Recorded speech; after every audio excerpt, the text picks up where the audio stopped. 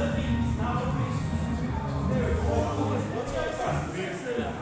up, guys? I'm here with Coach at Bushido. This is Shane Shuman. Shane, nice to meet you, brother. All right, man. So one thing that I saw, about you is, you're constantly, drilling them out. Do you specialize on strength and conditioning, or is it something that just comes with, with the aspect of training an MMA fighter? All my strength and conditioning training just comes from fighting, all of it. So it's just like 20 years of development, I guess, trying to get the most out of it. You want to maximize like every second you have with the guys. You want to maximize like everything that they're doing, every movement. Like we don't do exercises that aren't, MMA intensive. Yeah, like if there's no reason for us to do it, we don't do it. We don't do a lot of anaerobic stuff. The guys do that weightlifting crap on their own, which I support it. But when I don't want to do here, like if these guys are lifting, they get their high numbers in here, they get their low numbers in another gym with the guys that specialize in that. I don't see the same thing. Right. Okay. So, what got you into MMA or coaching for like all these MMA guys? Well, I was a fighter back in from like '92 until 2000 in Thailand, mostly Muay Thai. And I got into MMA like right when it was kind of kicking off, like '96. I got hurt. I couldn't do Muay Thai anymore just because of the metal in my face. So I went into MMA. It was just easier, and started doing that. And it just stuck with me. And I got out of the army. I went in the army, got out, ended up here, and started training with Ricky. He was my first fighter. And that was pretty much it. We've met Hugo and these guys over the years, and this is really the only guys that I've trained with consistently. Just decided I'm just going with Bushido. Like it's so much better having 2 minds instead of 1. We're trying to get a national title. We're trying to get up in the national rankings, and doing it by yourself with the small amount of talent that's available in Paso is really tough. Yeah, and we train together anyway.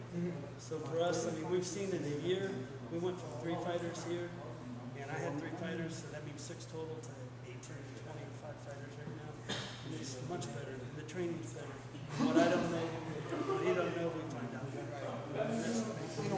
A lot of other coaches, they usually don't, they're there to, monitor the fighters, but, with their nutrition, they're not really focused on.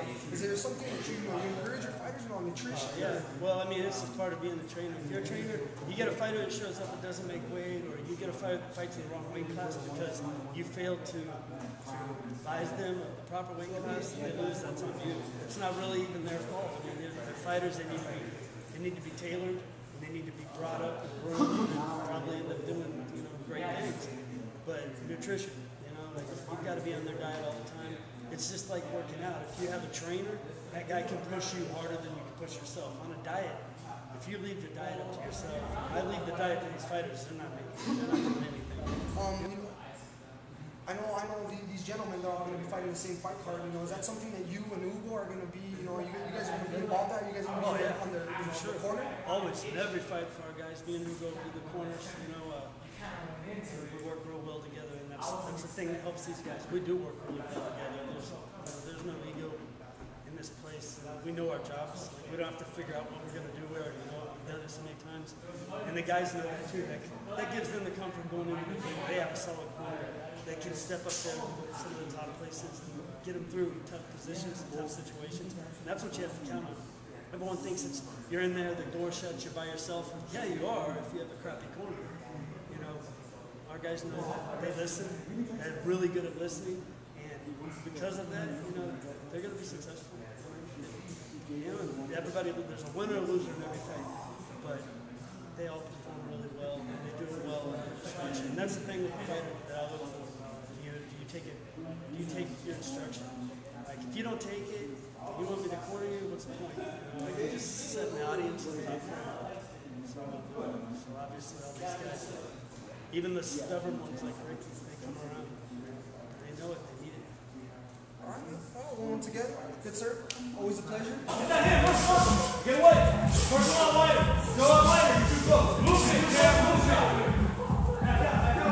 Move like that. That's it.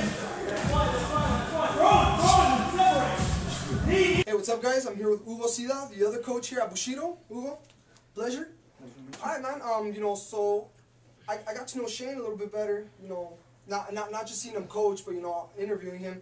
I know one thing that I found out with him is, he's a drill kind of guy, and he gets you guys, right on there. And or as opposed to you, I saw that you were, hands-on with the guys. You were in there. I saw you, kind of, prepping Ricky, with him, and how do you get more of a coaching aspect from that, or is it, or do you sideline also?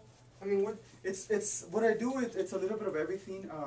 Shane has a little bit more of the outside view, and I like to get in there with the guys, feel them out, and see the opening, see what we need to work on, and also help them out on the things that they need to work on. So it's just Shane and I we work well together. So we just take different aspects of the MMA and incorporate them all in there. That's pretty much what we do. All right, cool. Another thing I just found out, from Shane is that you have a fight coming in December, right? It's one thing I didn't know, because from the background, you haven't fought in 2 years. Go ahead and let us know more about that. Where's it going to be? This fight actually is going to happen in Oklahoma. It's going to be in Hinton, Oklahoma. It's December 8th. It's a title fight. I'm fighting Leo Bercier. Leo Bercier. He's 7-1. Good guy. He's solid boxing. We've been doing a lot of studying on him, and we see some openings on him so we can explore, and we're going to be ready for it. Is that going to be at 85 or not? It's going to be at 185. Yes. All right. For that, is that also helping you out with your fighters? Since they have a fight coming in, do you go jump in there? Because I know Shane was mentioning how different fighters peak. Are you going gun ho already with them, or is it something that you're taking step by step because your fight's in December? Right. No, we're taking step by step. Right now, the main concern is this guy's coming up in October 20th. We got to get them ready. But at the same time, I'm also getting my workout in. I'm getting in there and I'm working what I need to work on as well. Another thing I noticed, with like Ricky and I believe it was Brian, it's about to be a year since they fought. With you, it's going to be 2, and not just 2, but you're a coach. Aside from the ring rust, whether it's going to play a factor or not, how do you feel, as opposed to always being, behind the cage, hey, shooting information to your fighter? How do you think it's going to feel now, being in there again? Is it just comfortable? Are you just comfortable, with already jumping in there? Or? Well, this is what I do. I mean, I do it every day. Like, I never take time off. Either if I'm fighting or not, I'm still training. So, I don't think there's going to be a little bit of the rust in there, but it's not going to affect me too much. I feel comfortable. I feel good. I feel, I feel great actually. So it's just so natural for me to go from coaching into fighting. Have you expanded, elsewhere, as opposed to, getting everything else, boxing, maybe some judo, jiu-jitsu, or was it always, here in El Paso? No, actually, I left to. I was living in San Diego actually. San Diego. I went out there with the Lions and with Ken Shamrock. I was out there for 3 years. I studied under him.